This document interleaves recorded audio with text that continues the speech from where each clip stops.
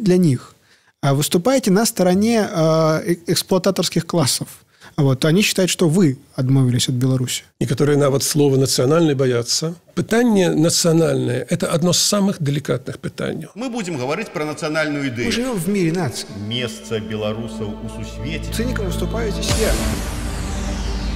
Ідея X на Єврорадіо.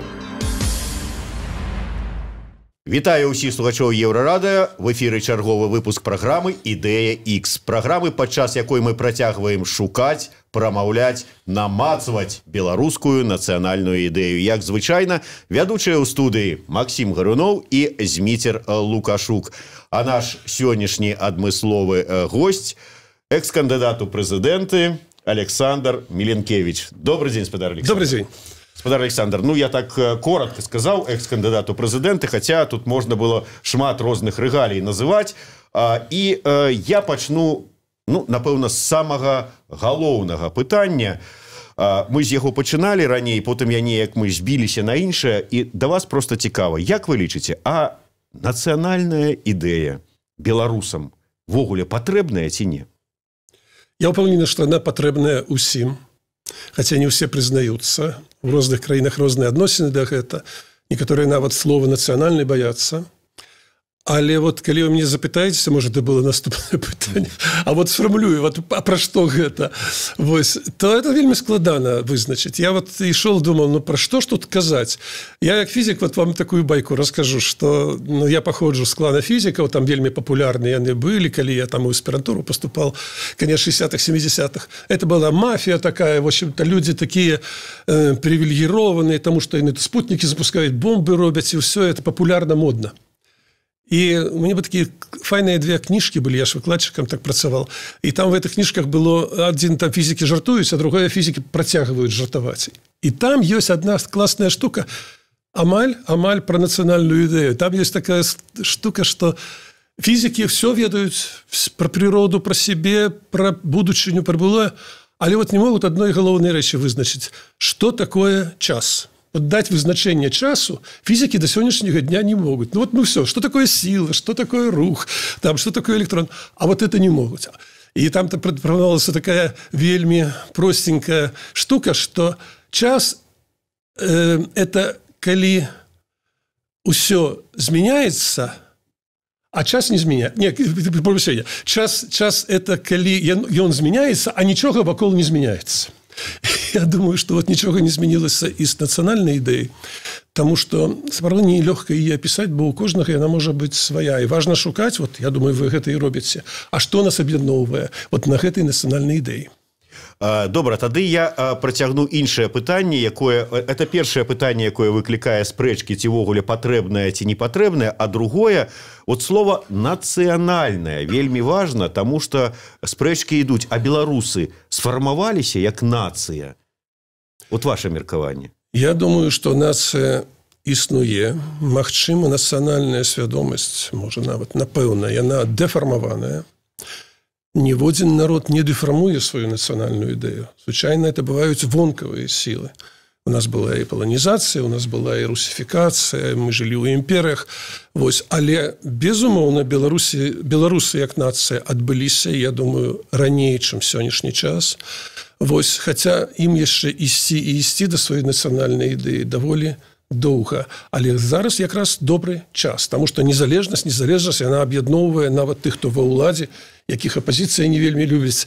І там, дзе вот ёсць пэўныя такія жорсткія супрацьстаянні, а вот па нацыянальнай ідэі вот шукае. Лукашенко шукае нацыянальную ідэю, но ніколі не знойдзе, таму што он шукае, як умацаваць уладу з дапамогай нацыянальнай ідэі. А это пра іншае.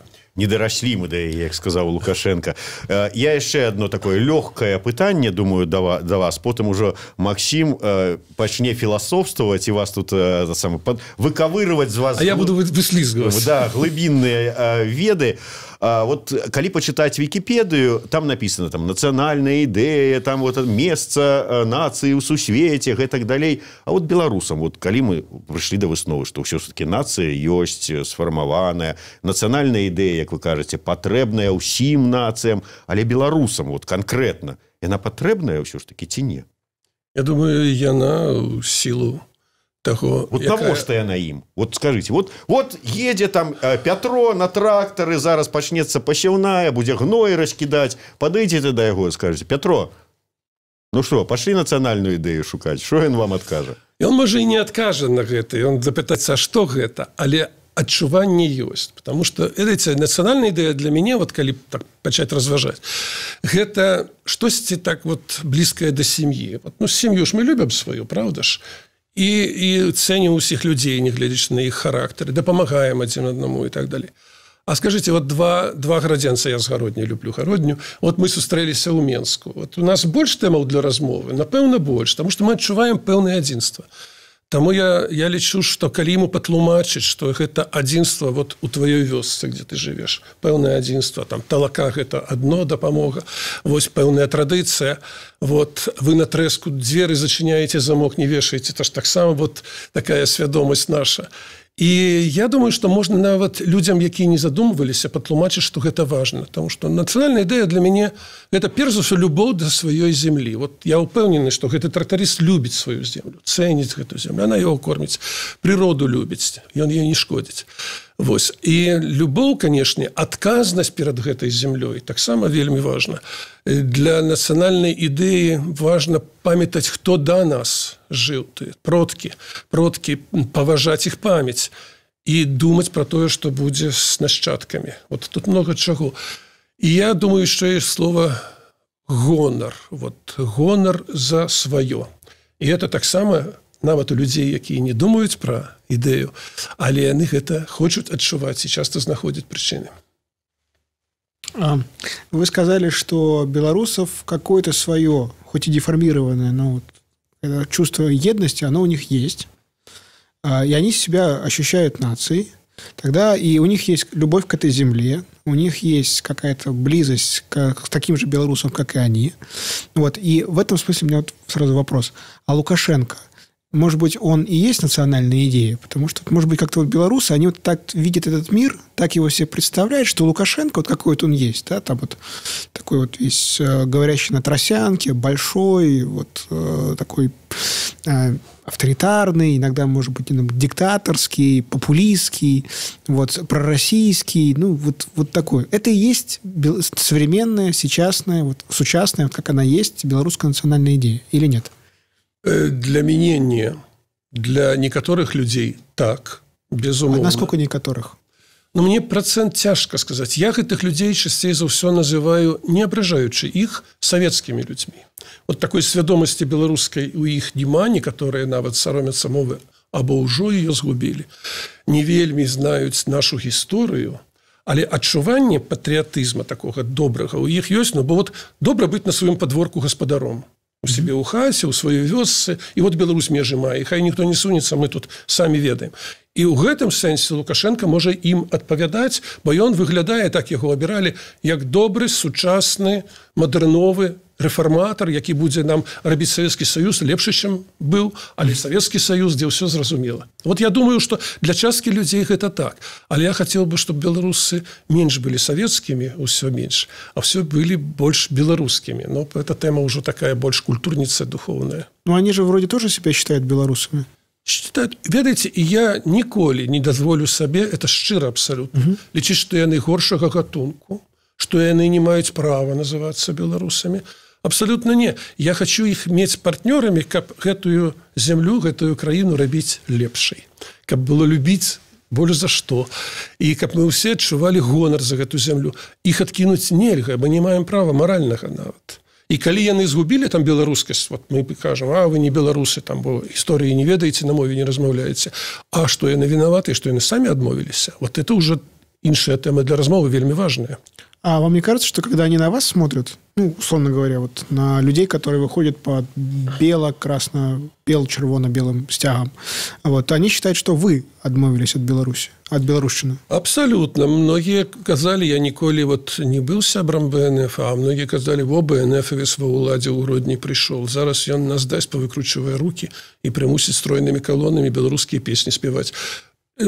Такие адносіны могуць быць, але я мушу разбурыць гэты стэрэатып. Я мушу сказаць, што не, я не таму, што у меня есть ідэалогія, я хочу вам насадзіць гэту.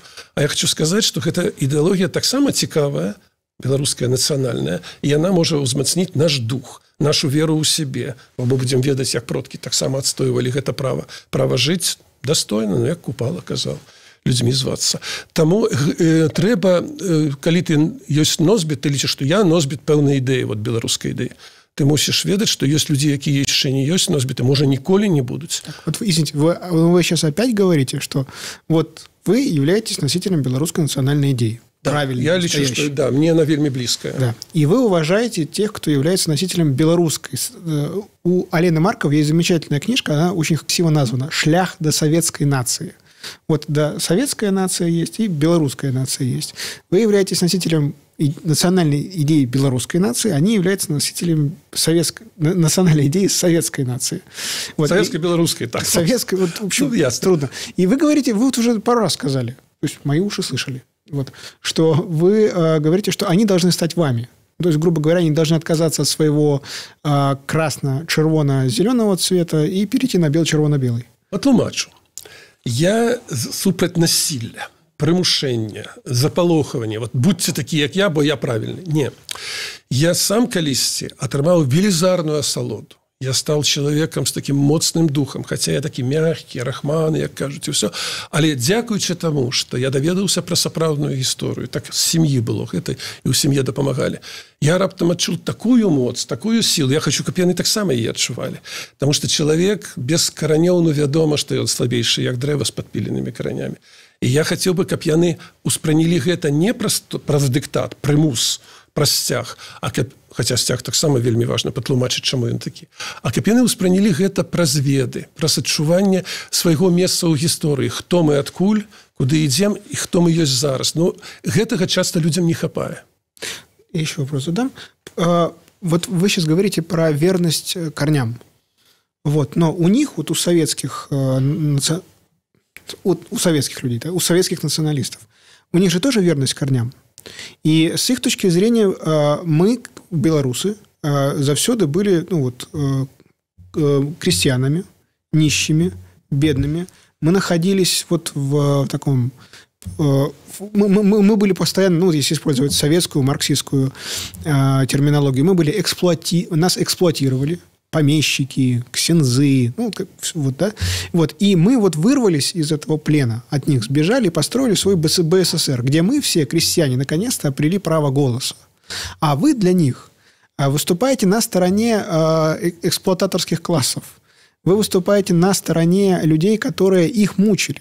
Ну, то есть, грубо говоря, вы говорите, что коснулись белорусской истории, но эта история, скорее всего, была связана, там, допустим, я так предполагаю, там, с историей рода Радзивиллов, да, там, с Великим княжеством Литовским, она связана со статутом княжества Литовского и так далее. И с Речью Посполитой так само, где мы отыгрывали свою роль. Да, но для них это все. Такое кобло, такая сумма эксплуататоров, которые мучили их всю их историю, да, потому что мы живем на земле, мы крестьяне, мы пашем. Вот это вот все, вот эти вот все люди, на которых вы ссылаетесь, для них это те, кто причиняли нам боль, кто нас унижал, кто у нас отбирал последнее. И для них верность к корням, да, это быть верным, не забывать о том, кто ты. Ты крестьянин, тебя мучили, да, всю твою историю. И вот, наконец-то, случилось это вот БССР, да, для них, да, где ты в самом деле, ну, у тебя есть возможность, впервые у белорусов появилась возможность прочитать газету на своем языке, прочитать там, ну, в школу пойти, получить образование, стать горожанином, да, избежать от этого ада вот этой вот деревенской жизни. И, в общем, как бы вот заканчивая свой долг, как обычно, введение, не кажется ли вам, что это вы вот это обвинение, что вы сгубили корни.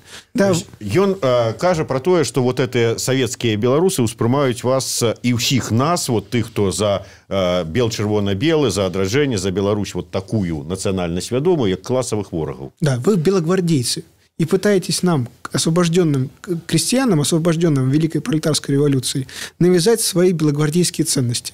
Может, потому что я с Заходней Беларуси. Ну, не просто з Гродні. Я ў Гродні нарадзіўся, а ну, дзеды всі па вёсках былі, як большасць у беларусаў. І яны памяталі розную гісторыю. Яны памяталі гісторыю, ну, хутчэй за ўсё тое пакаленне, што я застаў, яны памяталі дарэвалюцыйную, Беларусь і памяталі за польскім часам Беларусь. Я не скажу, што яны так вот вельмі хвалілі, як яны казалі, першых ці другіх бальшавікоў. Першыя, кажуць, былі лепшыя, былі каротка. Другие пришли надолго. Первые были 2 года только. Видите, но за польским часом, да, абсолютной такой демократичной ровности поміж католиками и православными не было. Вот вёска, там Бершта, моя любимая, откуль мой дзедуля, які вельмі вялікі ўплыў на мяне зрабіў, Александр Меленкевич таксама, яны памяталі, і як было ў царскія часы, і як было за польскім часам. Но яны ведалі, што за польскім часам, а земля там бедная, песок и так далее, хотя цудоўная пушча, там возера, речка, але вот земли было мало. И не памятаеце, як была польская программа урадовая. У православной вёсцы не было розницы, у католичной то же самое католичество. И гэтая программа давала им землю. Яны ее выкупали, землю ў лесе. Кавалак леса, земли было дастаткова, им раздавали. Яны там могли будавацца, были танные кредиты. Был земельный банк, які их давал. И была целая программа. А потом пришли советы и пачали загонять у калгас. Самых таких найбольш выдатных гаспадароў выслали ў Сібір вялікай колькасці. Таму іх памяць, вот я бы не сказал, что такая чисто советская. Яны ценили, что было при советах, что вот у школу все ходили и могли до 10 класса ценили, что дети некоторые нават университет там скончили ці далей. Але яны памяталі, што пры саветах доўга-доўга, это яшчэ на памяці этого пакалення, не мелі пашпартоў у вёсках. Яны не маглі выехаць за межы вёсак. Каб замацаваць у калгасе, пашпарту не было. І толькі праз войска малады чалавек мог аказацца ў горадзе. Это было рабскі такі невольніцкі праца. І яны таксама это памятаюць. Трагедый было многа, і яны не ідэалізавалі ніякавую ўладу. Але калі параўноўвалі, скажу крамолу абсолютную. Яны вот казали про немецкую оккупацию. Вот пришла немецкая оккупация, там пришел 41 год. Яны кажут, что немцы на пачатку вели себе як добрые гаспадары. Яны усім дазволялі на землі працаваць. Калі подъезжали до хаты, а там лужина, сказал, наступный раз не засыпешь песком, мы тебе покараем. Калі туалет не збудуеш, а просто за хлеў ходишь. Так само. И немцы, как гаспадары, калі штосьці і брали на войска, то заўсёды лічылі колькі дзяцей і пакідалі. І атрымліваецца, они кажут, что немцы на пачатку были лепшие, чем калгасы, якія нас насильно зганяли, ўсё забирали, і тыя калгасы проваливались. Але потым яны кажут, что наступило страшно. Калі пачаліся партизаны, то были кепские и партизаны, и были кепские и немцы. Немцы сжигали людей там. У нас пару вёсок есть там об околицах, живем там разом с детьми, але партизаны приходили вночи и такое вытворяли, что мама не горюй. Тому яны кажут, что нам не трэба ніякіх партизанов, ніякіх калгазаў, дайте нам магчымасць просто працаваць, дайте магчымасць земли.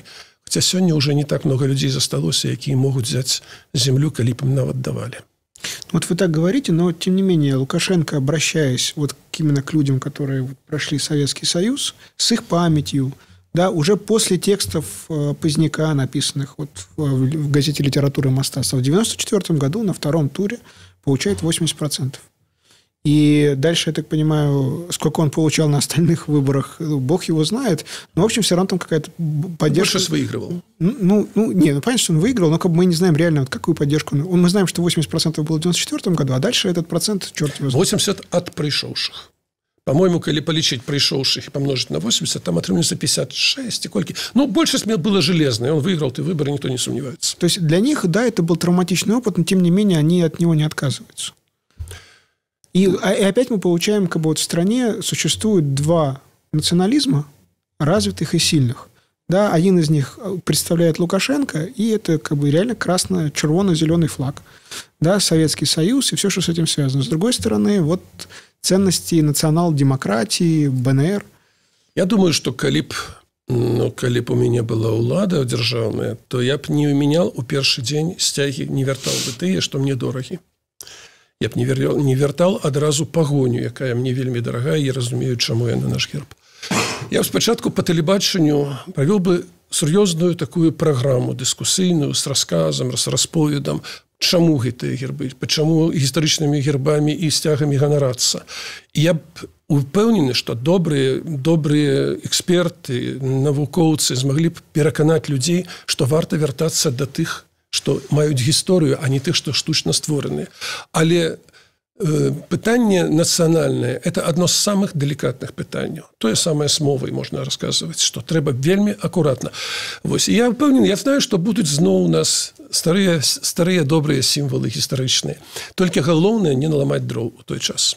Смотрите, вы сказали про передачу, вот, но в этой передаче у вас, получается, будет присутствовать только одна сторона. Я правильно услышал? То есть это, это не будет дискуссия... Можно запросить тых, што супраць таксама. Гэта нават мацней. Просто, мэта, канешне, трэба шчыра сказаць, патлумачыць людзям, што адмовіцца ад свайго, это, просто здрадзіць пакаленням, якія змагаліся за свабоду пад гэтымі сцягамі. Яны ж за беларускую свабоду таксама змагаліся. І я ўпэўнены, што можна. Справа ў тым, што веданне гісторыі – гэта такая асалода. Гэта такое ўзмацненне, я ўжо вяртаюся да гэтага тэзіса яшчэ раз, што многія людзі, асабліва маладзейшага пакалення, якім это лягчэй, яны вучацца ў школах, і падручнікі павінны быць не савецкія, а беларускія, яны ўспрымуць гэта як падтрымку духа, падтрымку волі, характара. Таму гэта не будзе насілля. Дыскусія мусіць быць, я з вами згоден.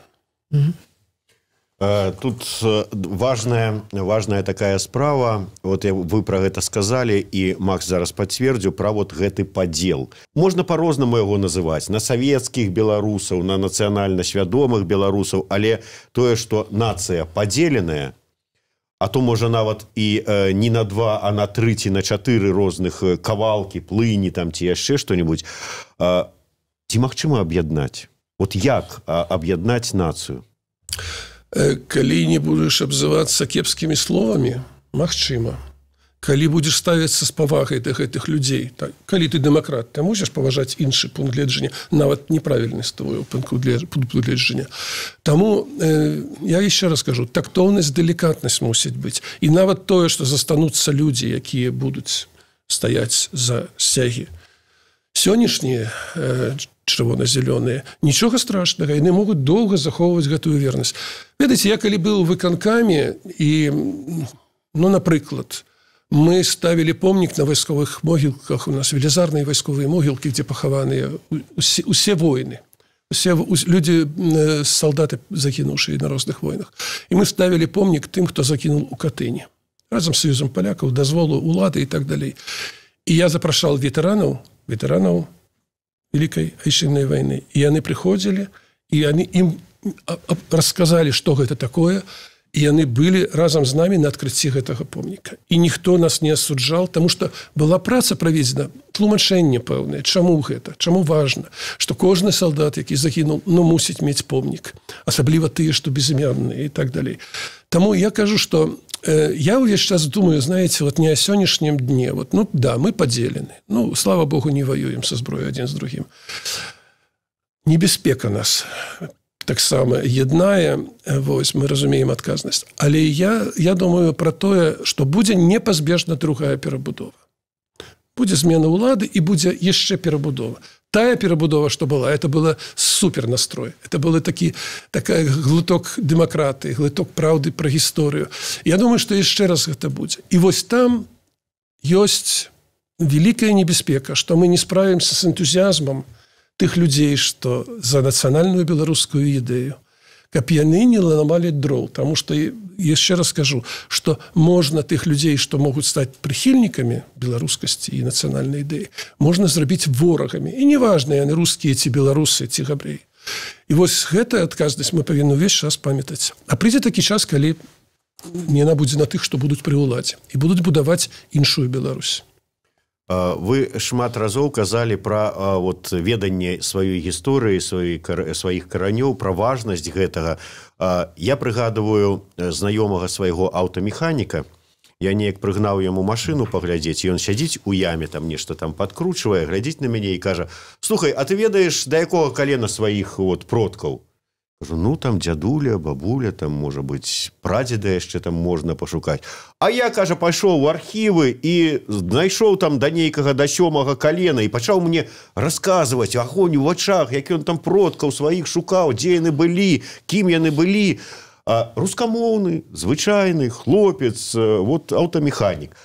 Але якім чынам прывіць гэтую любоў да вывучэння сваёй гісторыі, нават не беручы для пачатку гісторыю ўсёй Беларусі, а хаця б свайго роду, сваіх продкаў, усіх людзей, бо шмат хто, ведаеце, як раней было, на сценах там у куточку віселі тут іконы, а тут продкі, там дзед, баба, збор праба, усіх фотачак. Да, там сабраныя. А зараз рэдка дзе сустрэнеш.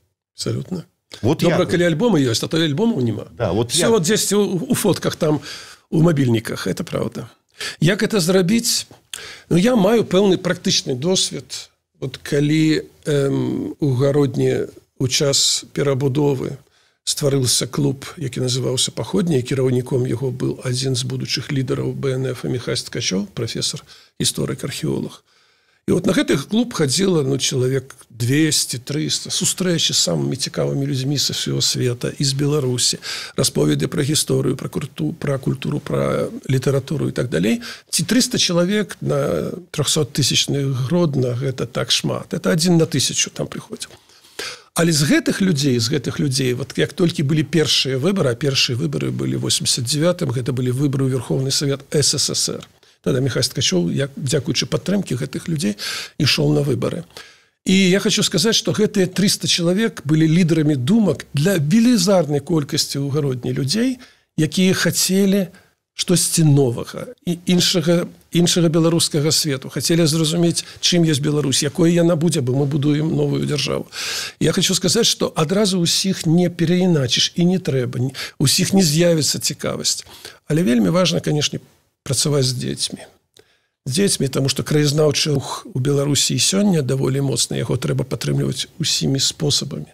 Таму што ён ёсць і ў вёсак, дзякуючы настаўнікам, і ў вёсках, і ў гарадах. І вот пачынаць з дзяцей, прывіваць ім гэтую асалоду ад ведання вот свайго месца, сваіх каранёў, сваёй гісторыі. Людзі хочуць ганарыцца. Не толькі сям'ёй, не толькі татай з мамай, но вот і тымі, што былі да іх.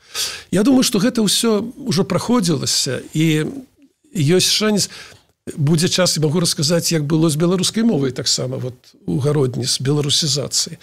Наш нелёгкі працэс, но ўсе былі ўжо вынішчаны у Гародні школы з беларускай мовай, апошняя зачынілася. Ну, прыкладна, это быў там, я думаю, год 67-й, можа быць, апошняя школа. І усе размаўляюць па-руску, з вёскай прыехалі, ну што ж там па-руску не гаворыш, ты там вясковы чалавек, адсталы, другасортны. І было прынята рашэнне яшчэ за камуністамі. Было прынята рашэнне, был закон о мовах, што ў нас беларуская мова дзяржаўная напрыканцы перабудовы, а руская мова – это мова міжнацыянальных зносінаў. І у нас было прынята ў гарвыканкаме, дзе я был намеснікам старшыні, было прынята рашэнне, якія школы будуць у будучым беларускімі, а якія будуць рускімі. Ну, мы так 75% вызначылі будуць беларускімі, не з 10-го класу, з першага, садкі у большасці, а 25% рускіх. Я шчыра скажу, я спецыяльна, хаця мог даверыць там Гарана і Раяна, каб яны хадзілі і пераконвалі бацькоў, што трэба запісвацца ў першыя класы у беларускую школу. І я сам хадзіл на кожную сустрэчу і выступаў там, і пераконваў, што трэба навучаць дзяцей па-беларуску. Аргументы былі самы розныя. Трошкі пра гісторыю, трошкі пра суседзяў, якія таксама ідуць да стварэння сваіх дзяржаваў на постсавецкай прасторы. Я выступаў выключна па-руску, спецыяльна, каб быць ім бліжэй, каб адразу гэтай дыстанцыі не было, кое-што там пару фразаў кажу па-беларуску, але ўсё. І паверьце мне, што вот што значыцца перабудова. У паветры была вот эта новая Беларусь, новая гісторыя, новы сцяг і так далей. І гэтае перакананне было легко перадаць ім, і абсалютная большасць, за малым выключэннем, не згаджаліся аддаць дзяцей. І аргументы былі простыя. Вашым дзецям будзе лягчэй жыць у краіне, якая размаўляе па-беларуску. Глядзіце, Шушкевіч гаворыць па-беларуску. Тэлебачанне па-беларуску. На вуліцах яшчэ не, вот яны, дзякуючы вуліцы, там і кіно, і тэлевізор будуць лепш знаць рускую мову, але беларускую вывучаць. Яны паўнавартымі будуць у гэтай Беларусі. Большасць аддавала, таму што верылі, што а чым мы горшыя за іншых. І вот это спрацавала, і у нас 75% других, трэціх класаў і першых было у 93-м годзе, а з 94-го поўны адкат, і ўсё. І няма больш беларускага школьніцтва. Яшчэ скажу, это вельмі важна. Был яшчэ аргумент жалезны. Паглядзіце, в універсітэце на першых, других курсах, до трэцяга нават, ужо перайшлі на беларускую мову. Мы на фізіцы выкладалі фізіку па-беларуску, хімікі таксама, біолагі таксама, матэматыкі. Я уж не кажу пра гуманітарныя. І это был таксама аргумент, глядзіце, а это было добровольно. Там никто никого не примушал, ніякое міністэрства. Люди перешли, людям хотелось вот, ну, просто як у Янки Купалы людьми зваться. Но это ж наше. Это ж вот от продков ідзе. Мусим аднавіць. И я так легко это все рабілася, и вот это миф, апошні я скажу, миф про тое, что там было насилие, выкручивали руки, примушали, таму люди адхіснуліся. Не от гэтага люди адхіснуліся. Был страшэнны кризис экономичный. Наставники зарабляли по $10-15, и там кто на меньших работах еще меньше, и люди просто хотели хотя бы выжить в этом всем. И Лукашенко писал, что будет в Советском Союзе, значит, будет стабильная зарплата, на якую можно прожить. Вот, і будуть реформи, які дозволять розвиватися. А не беларусізація, якая рабілася. Перегибы, напэўна, былі. Але не трэба так агульна казаць, што вот вы змарнавалі, таму што не ўмелі. Где былі головы у людзей, не толькі мы, у Гародні, у іншых, таксама беларусізацыя ішла полным ходом. Про это адраджэнне еще не написано, але варта. Слушайте, я вот уловил какое-то несоответствие, потому что вы говорите, что люди стремятся к тому, чтобы получать удовольствие от знания своей истории, от знания своих корней, от знания своих предков. И тем не менее, как только им сказали... Но при этом они очень легко отказываются от своего языка. Как можно желать знать своих предков и при этом отказываться от языка? Ну, даже как бы вот от такого, от самого... такого ненавязчивого владения им. Это как бы две расходящиеся, по-моему, стратегии. Потому что если я отказываюсь от своего языка, то на самом деле я стесняюсь своих предков. Я не хочу быть как они. Да, вот принижаешь своих предков. Я скрываю... Это, знаете, как родители, которых я прячу от своих знакомых. На всякий случай, потому что мне они кажутся не совсем правильными. Вот. И если я их прячу, то, значит, как бы мне на свои корни, и, в общем, как бы вот на это все мне не надо. Я перехожу на другой язык, чтобы забыть все, замуровать и стать другим человеком.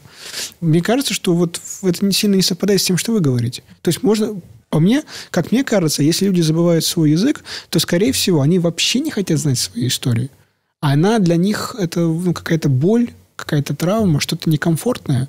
Они хотят отождествить себя, ну, либо вообще остаться без истории, либо отождествить себя какой-то другой историей, более, может быть, успешной там. Я скажу так философски, хотя не хотел бы переходить на это. Нет уж.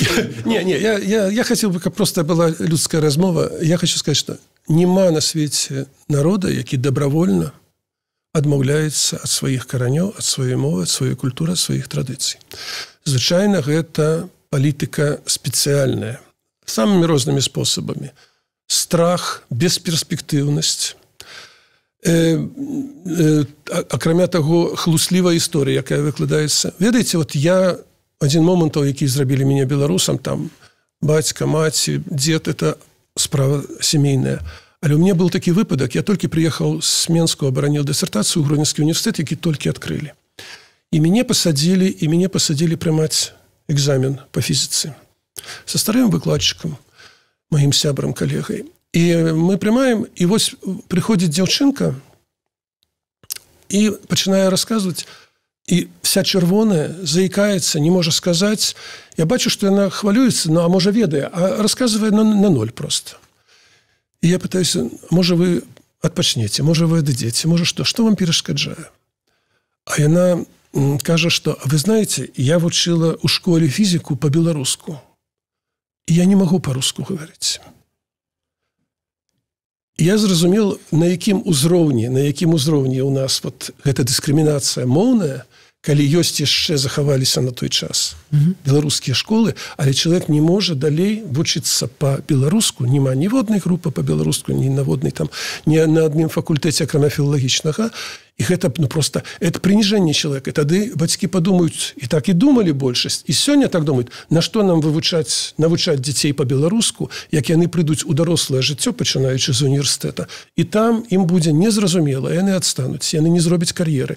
Вот, то есть это ломка колоссальная. Тому я не хочу сказать, что белорусы сами адмовіліся.